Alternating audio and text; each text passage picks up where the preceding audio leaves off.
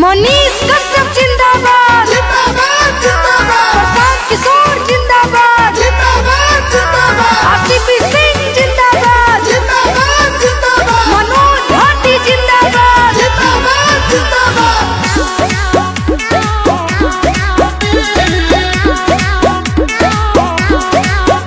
और अब नहीं कोई जाई दिल्ली गुजरात हो, घर घर के ही है बदली है हालात हो। चाचा चाची सुनत जाई। अरे अब नहीं कोई जाई दिल्ली गुजरात हो, घर घर के ही है बदली है हालात हो।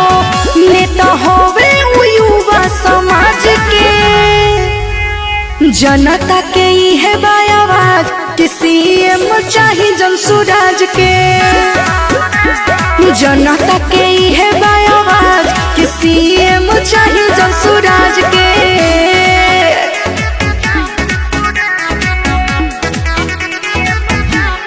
Music by Devi Gupta.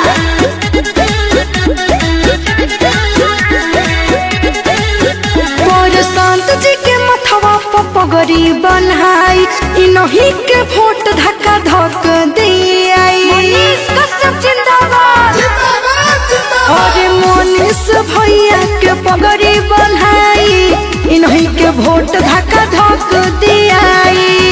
अब है चलई है हो राज के, जनता के ही है आवाज कि सीएम चाहे जनसुराज के।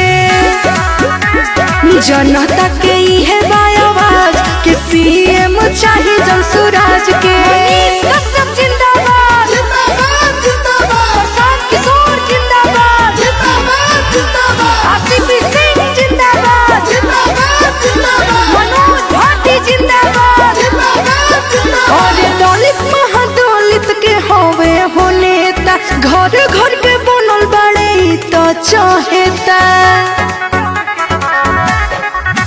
और दलित महादलित के होवे ई नेता, घर घर के बनल बड़े तो चाहेता। दुख बुझले पिछड़ा समाज के, जनता के ही है आवाज कि सीएम चाहे जनसुराज के। जनता के ही है आवाज कि सीएम चाहे जनसुराज के।